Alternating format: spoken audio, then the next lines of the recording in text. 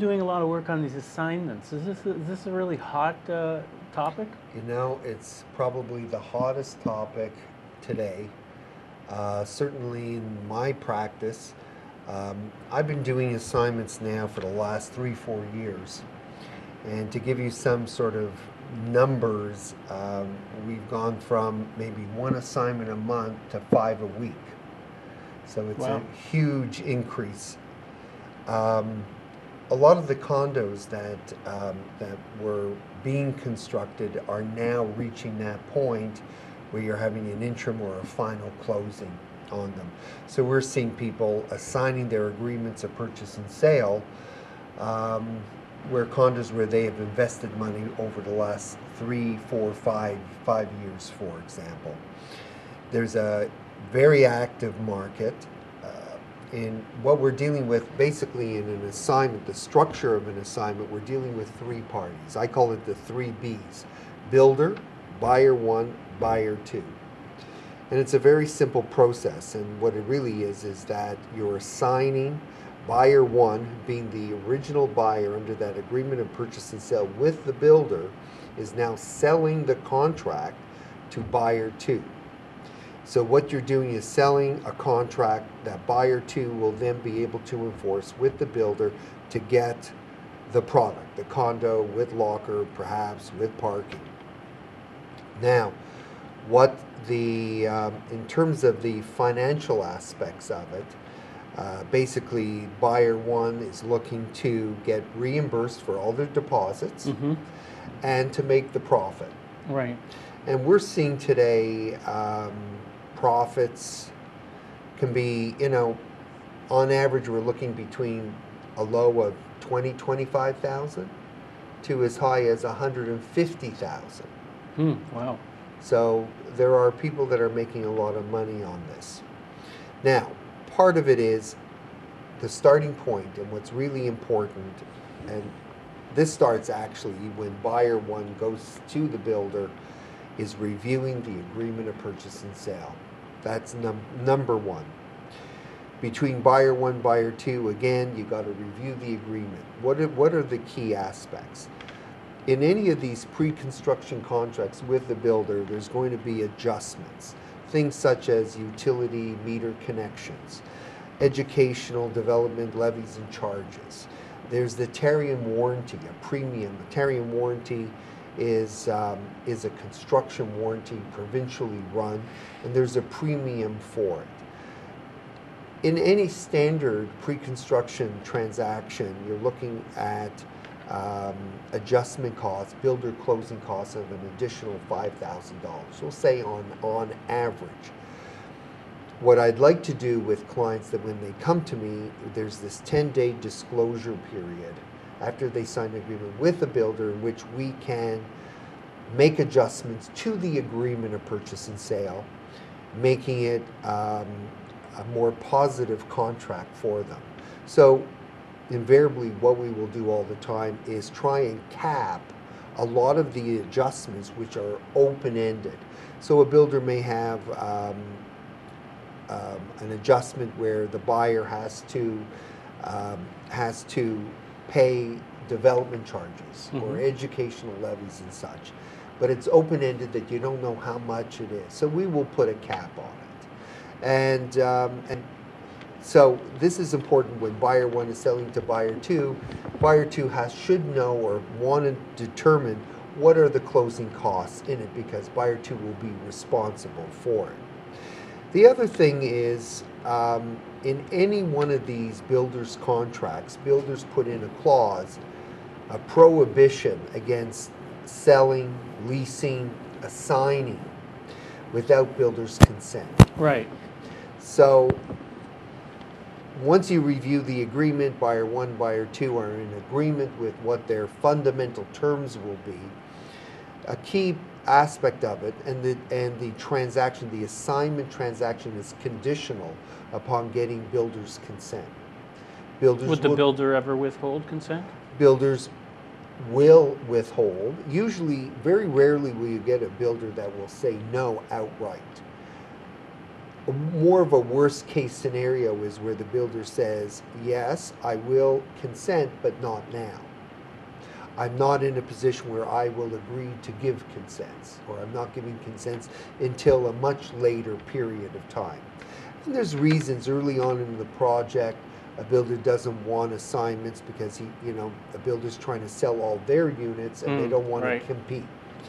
You'll see variations of the builder's restrictions on selling, leasing, or assigning, where they may say that the builder will not even consider giving consent until a certain percentage of the units have been sold, 90%, 80%. Right. I have yet to see a builder say no outright. But the assignment fee can differ. I mean, I've seen assignment fees as low as $500, and I've seen assignment fees as high as $7,000, $8,000. Who's charging this fee? The builder charges a fee that if I'm buyer one, I have to, before buyer two will purchase it, complete the transaction, buyer one is obliged to get the builder's consent to the assignment. It's an opportunity, at least cover their costs, maybe make a few bucks too. Absolutely. It's the builder, let's say if an average is $2,500 to $3,500, the builder picks up additional money consenting to this assignment. Getting back to what I was saying, how important it is to read the underlying or the original builder's agreement. If I'm acting for a buyer one or buyer two, but especially a buyer two, they'll come into my office and here's the assignment. I'll look over the agreement. The assignment agreement itself might be fine. Mm-hmm. But I want to see that underlying agreement. For example, there was, before HST came in, and the viewers have to remember that HST or GST, prior to HST coming in July 1st, was that those taxes were on new construction. Mm-hmm. The resale market was a little bit different because there was none of these taxes on resale homes. There was a period of time, there was a cutoff time, we'll say June 2009, that anything before that cutoff time, HST was not applicable, that provincial component, the 8%. After June 2009, it was. If you had entered into a condominium agreement, pre-construction agreement in the fall of 2009, you would have to pay that additional tax. There was a brief period of time where builders didn't know which way to go. Would they include all of the HST into the purchase price, or the GST component, the 5%, but not the 8%? So let's say there was approximately a 6-month period where builders said the GST, or 5%, the federal tax, was included in the purchase price, but the provincial tax, the provincial component, the 8%, was not. Well, if I have a buyer two that is paying the buyer one profit, reimbursement of deposits, buyer two has certain financial constraints, and for me, when recently I reviewed one of these agreements and discovered that this is one of these agreements where the provincial tax component, the 8%, was the responsibility of the buyer to pay. Well, that now changes the whole financial structure of this transaction between buyer one and buyer two. That now buyer two is going to have to come up with 8% more money. Mm-hmm. Okay. So that changes the whole financial structure. So where buyer two says, yes, I can afford it one day, the next day I can't afford it. So it's really important to have, to have that checked. I thought there was I'd heard that like this whole, some people call it flipping, like it encourages speculation, and I thought there was a rule because we had a condo glut in the 80s that they didn't want this happening anymore. It sounds like it's still happening. Well, there was a tax that was put onto this in the late 70s, early 80s. That tax is no longer with us. But as the market governs, yes, there can be greed that comes into the marketplace.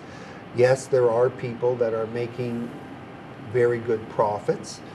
However, you got to remember from the buyer one's perspective, we're talking about condos that are being flipped, that these buyers have had a deposit investment for the last 3, 4, 5 years.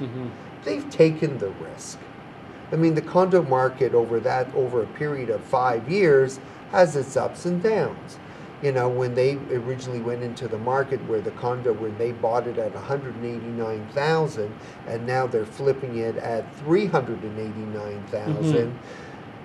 5 years ago, market conditions were different. Interest rates were different. I mean, they took huge risks. Sure. Yeah. Okay, so, you know, I don't begrudge someone, you know, taking that risk No. and making money. Yeah, I wouldn't begrudge them either. But the downside is that if the market does slow, and then it Well, they then could it be could holding the compound bag. the problem, right? Well, 'Cause they at could the be end of their- holding the bag. Yeah, right. So to speak. I mean, we've been very fortunate in that over the last 3, 4 years, we've gone through historically low interest rates, very stable rates, which probably you can comment a lot better on than I can. But these buyer ones have taken huge risks. I mean, there can be dips, highs and lows in the market. And yes, going forward there can be, but there seems to be a huge condo market. The condo market is, you know, I've seen a change over the last 3 to 5 years. You have a huge influx of young professionals into the Toronto downtown core. They're coming from other parts of Canada, young professionals finishing school, university. So there's huge demand. People coming from all over the world to all come over the to world. Toronto. I mean, you have a condo market that goes from the lower end to the high end. But you're dealing with young professionals. You're dealing with people, you know, as Barry was saying, Canadians are getting older. We're getting a lot of couples, families, where now they're downsizing. The children are older. They're out of the house. Now we're the family where they had 2 to 4, 5 kids.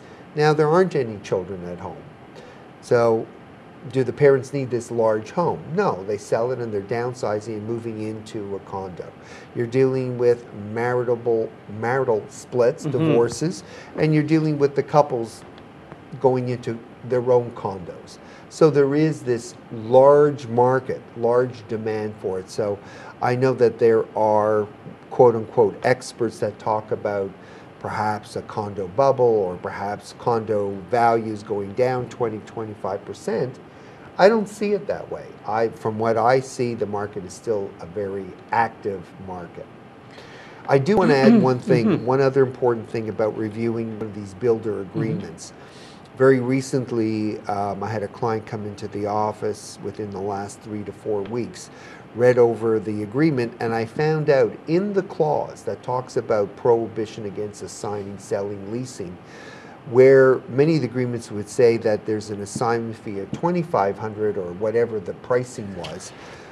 For the first time I've seen a builder put in that the cost for the consent to assign is the greater of $2,500 or half the profit. Wow. So again, I'm dealing with clients that Nice grab. are potentially buyer ones, and now they see, oh, well, if I'm buying this for investment because I want to flip it, as what you were suggesting, if I have to give over half the profit, the rationale for buying it may be gone. Yeah. So we're starting to see a little bit of that where the builders are saying, you know what, Getting kind of savvy. I like the 2,500 was good, it covered costs, but you know what, I like half the profit better. Right. So we'll see where that goes. Okay, Gary, well, thanks for co-hosting today. Thank you, it was a lot of fun. Enjoyed it. ShapiroCho.com Yes. is the website, and I can be reached on what's my website? mortgagetube.ca. Thanks so much for watching, and we'll see you next time. I'm David Grossman. There's All the Garry best. Shapiro. Bye for now.